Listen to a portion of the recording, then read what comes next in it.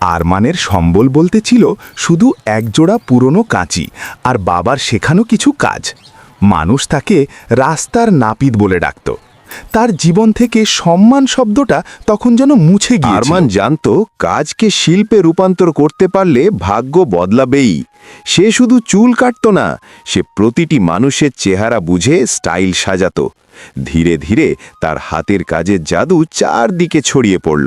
একদিন শহরের এক নামকরা মডেলের গাড়ি সেই রাস্তার পাশেই নষ্ট হয়ে যায়। গরমে বিরক্ত মডেলটি বাধ্য হয়ে আরমানের কাছে আসে চুল ঠিক করতে।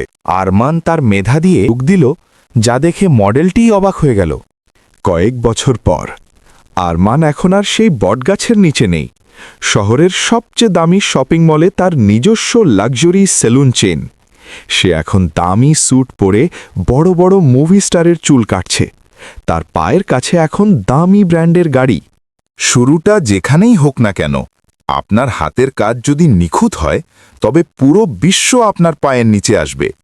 আপনার কোন প্রতিভাটি আপনি বিশ্বকে দেখাতে চান? কমেন্টে জানান।